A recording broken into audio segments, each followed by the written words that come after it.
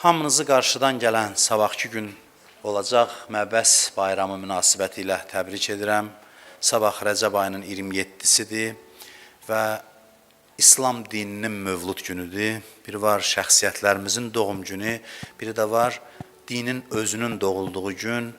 Dünyaya ilk dəfə Peyğəmbərimizə vəhyin nazil olduğu gün çox şərafətli bir gündür, böyük bir bayramdır.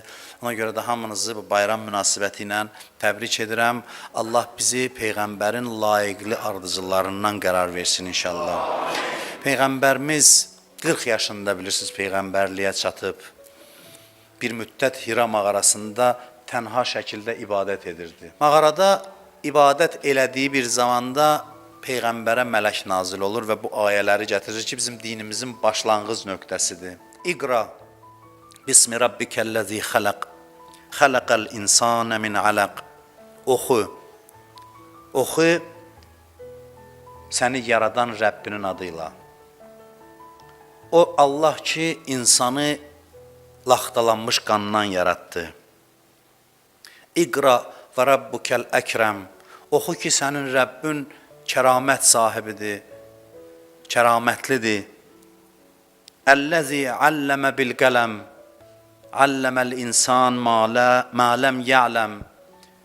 O Allah ki, insanı öyrətdi, təlim elədi. Qələmlə yazmağı təlim etdi, insana bilmədiklərini öyrətdi. Görün, nə möhtəşəm başlanğıcdır. Möhtəşəm başlanğıcdır ki, biz hələ də dünyaya dinimizin səsini çatdıra bilməmişik. Biz elə bir dinin ardıcılıyıq ki, dünyaya oxu kəlməsi ilə gəldi. Oxu, öyrən, bütün ilk ayələri təlimdir. İnsana bilmədiklərini öyrətdi. Görün, nə qədər mütərəqqi dindir ki, ilk xitabı Peyğəmbərə iqra, oxu və bütün ayələr, ilk ayələr elmlə bağlı ayələrdir.